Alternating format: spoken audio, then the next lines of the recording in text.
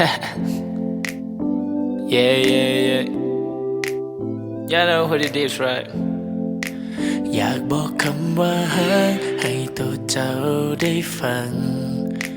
อยากจะบอกกับเจ้าเพียงคนเดียวเท่านั้นทุกเทื่อที่เจ้านั้นยิ้มใจของคอยก็สั่นอยู่ดีๆก็หวัน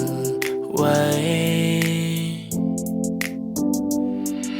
อยู่คนเดียวบักดนๆฉันรู้สึกว่าบ่แปลกบักนั่งคนเดียวก็ยังโอเคแต่พอได้เจอเธอทำอิดใจคนเต็มแปลกๆความรู้สึกก็เริ่มโลเลความรู้สึกเคยเริ่มอึดอัดเริ่มมึดมัดเริ่มขึ้นหนักอยากเห็นหน้าเจ้าผู้เดียวแต่คอยก็ยังบ่กล้าไปทักได้แต่มักได้แต่นั่งมาเก็บมามโนคนเดียวพอลงความเป็นจริงมันบ่คือละครเพราะว่าตอนสุดท้ายอาจบ่สมหวังกันทุกตอนแต่โลกในความเป็นจริงเจ้าคือนางในฝันมันก็คือสิดีถ้าว่าเฮาได้หากันเวลาที่เจ้านั้นยิ้มหัวใจคอยละลายเวลาที่เฮานั้นเจอคอยมักเคินละอายเวลาเห็นหน้าหวานๆของเจ้าคอยจะตายว่าสมเป็นลูกผู้ชายอยากบอกคำว่าฮักให้ตัวเจ้าได้ฟังอยากจะบอกกับเจ้าเพียงคนเดียวเท่านั้นทุกเทื่อที่เจ้านั้นยิ้มใจของคอยก็สั่นอยู่ดีๆก็หวันไหวแค่ได้เพียงแต่ท่องนะโมพุทโธสังโฆแค่ได้เพียงแต่ท่องนะโมพุทโธสังโฆแค่ได้เพียงแต่ท่องนะโมพุทโธสังโฆ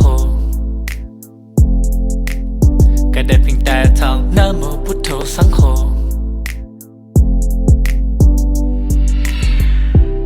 จะมีวิธีบนนาที่จะบอกว่าคอยนั้นสนใจและเป็นไปได้บนนาที่โตเจ้านั้นบ่มีภัยจะมีวิธีใดเนาะที่โตเจ้าจะรู้ความในและมันเป็นไปได้บ่ที่เจ้าเองนั้นก็มีใจคอยเองก็บอกเข้าใจว่าคอยมันเป็นอีหยังก็เพียงแค่เจ้าเธอเดียวได้คอยพัดเอาไปฝันก็อยู่คนเดียวตลอดบ่เห็นสิแปลกอีหยังทำอิดกับบ่สะดอกจนเห็นหน้าเจ้าอีกครั้งว่าฮักและทบเขาเว้ามันเป็นเราได้จนคอยมาเจอตัวเจ้าจึงเริ่มเข้าใจฮักกันเริ่มก็โตหลังจากเห็นหน้าใสๆคอยเองมันกับบ่ฮู้แต่เจ้าดีต่อใจว่าฮักให้ตัวเจ้าได้ฟังอยากจะบอกกับเจ้าเพียงคนเดียวเท่านั้นทุกเทื่อที่เจ้านั้นยิ้มใจของคอยก็สั่น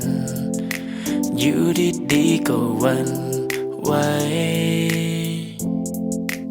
แค่ได้เพียงแต่ท่องนะโมพุทโธสังโฆ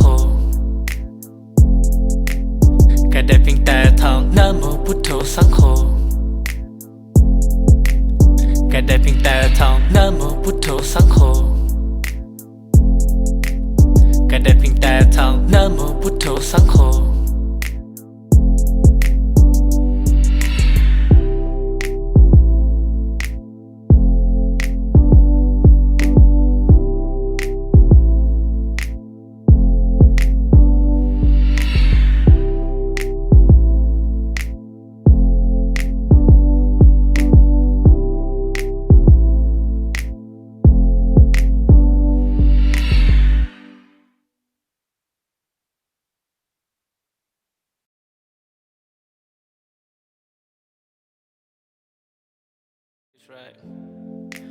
อยากบอกคำว่าฮักให้ตัวเจ้าได้ฟังอยากจะบอกกับเจ้าเพียงคนเดียวเท่านั้น